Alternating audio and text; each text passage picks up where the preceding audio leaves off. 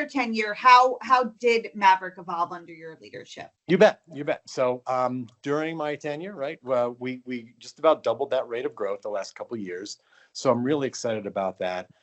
We came together and focused on cultural elements. A lot of our cultural elements became more forward for us. When we look at what happened in sort of the big picture, and excluding for a moment the Come and Go acquisition, during that 7.5 plus or minus years, our store count grew by about 50%, but our sales grew by about 100%. Right, our fuel volumes about doubled as well. And so when we saw those things happening, we felt that we were really doing the right things the right way, focusing on that customer's experience every day, everybody ready to make things happen, and really create an environment that people wanted to work in and grow with us in. And so I thought that that's where we saw some of our biggest opportunities. You talked a little bit about the Come and Go acquisition, and you were at the helm of Maverik during that time, and that nearly doubled the company's footprint. Can you talk a little bit about how that acquisition transformed the organization?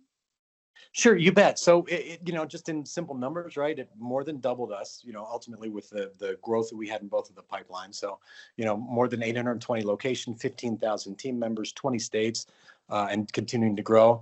It was complicated for us, right, because we only had one base camp location, and we had all these great contributors that we wanted to keep from the Come and Go side, and just trying to figure out how to merge the two organizations together. And I think that we were and continue to be very successful with how that's going. We are well underway with the system. One of the things we were really excited about was they had really, really great assets. They were, younger than our assets on average. Their stores are younger than ours. And we thought that was really great. And if we could marry their physical attributes of their stores, their retail locations, with our technology, our tech stack, our approach, we thought that we really could build something really special. And I think we're well on our way to doing that. We've completed all the rebrands in Colorado, which was our biggest overlap state, and we're moving into Wyoming. So we're very happy about where we find ourselves at this point in the integration. What about the people aspect of the Come and Go acquisition? How did you approach that? How did you make sure that they felt part of the Maverik team? Right, and that's always one of the big challenges, obviously, in an acquisition an integration effort. But we were we had people flying back and forth. We could use the corporate jet to fly people back and forth between our base camp in Salt Lake and base camp in Des Moines, to make sure that people had access.